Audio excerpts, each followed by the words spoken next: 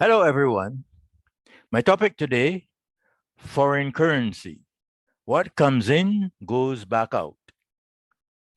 In chapter one of my new book, Development and Stabilization in Small Open Economies, there is a diagram which represents the national income of a fictional Caribbean country, Isla Caribe, a tourist economy with a domestic currency called the peso. The peso trades at 10 pesos to a US dollar. In a typical year, earnings from tourism plus foreign investment and foreign loans bring in 10 billion US dollars in foreign currency.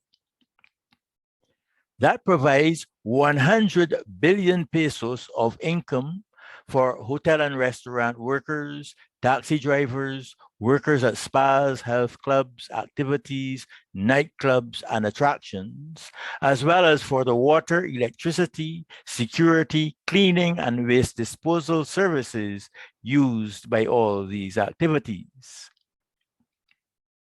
The foreign currency inflow also pays for hotel and other foreign funded construction and provides the profits earned by companies supplying all these services. All these incomes set off secondary effects through spending in supermarkets, purchases of fuel, banking, and insurance services, and the payment of taxes to fund education, health, the police, and other public services.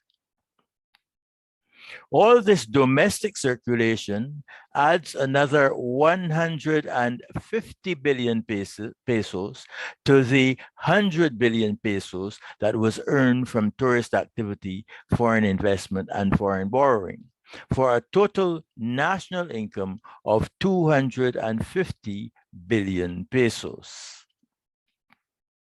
Notice, however, that this national spending generates a need for payments for imports, to buy fuel, to restock supermarket shelves, to purchase computers, cell phones, motor cars and buses, trucks, office equipment, electrical and plumbing supplies, medicines, animal feed, broiler chicks, steel and construction materials, and all the thousands of items without which the society cannot function.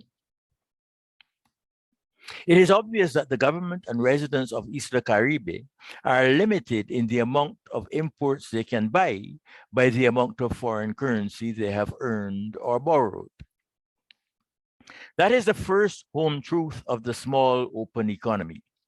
The national income is limited by the amount of foreign currency available because the income is used to purchase necessary imports.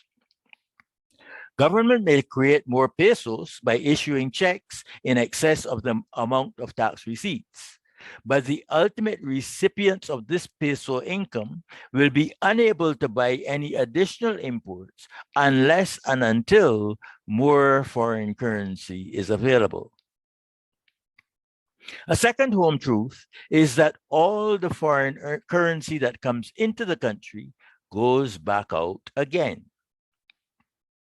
Governments and residents cannot spend more foreign currency than is available, but they may choose to spend less.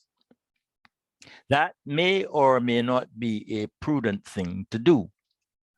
If any foreign currency remains with commercial banks or with the central bank after import requirements are fully satisfied, that money is invested abroad, mainly in the US, the world's richest country.